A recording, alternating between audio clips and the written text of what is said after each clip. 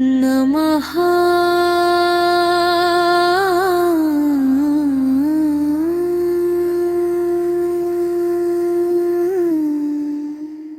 सिद्धगन्धर्वयक्षादैरसुरैरमरैरपि सेव्यमाना सदा भूयात् सिद्धिदा सिद्धिदायिनी।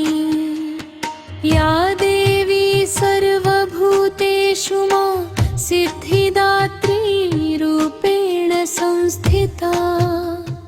नमस्तस्यै नमस्तस्यै नमस्तस्यै नमो नमः।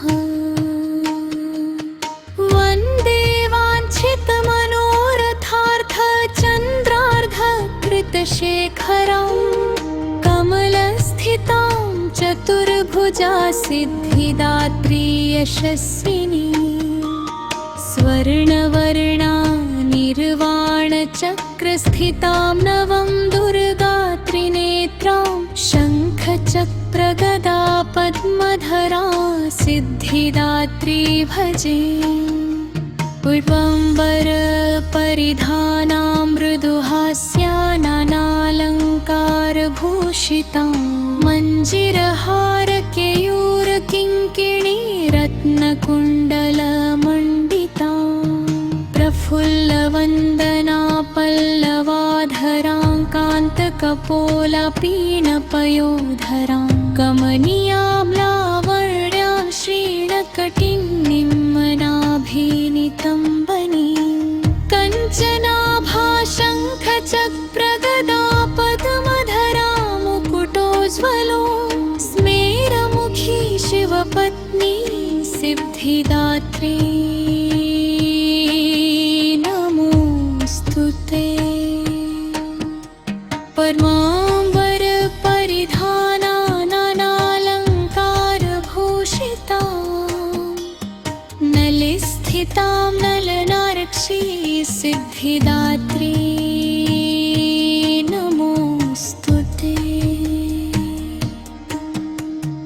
परमानन्दं न्यायी देवी परब्रह्म परमात्मा परमशक्ति परमभक्ति सिद्धिदात्री नमोऽस्तुते।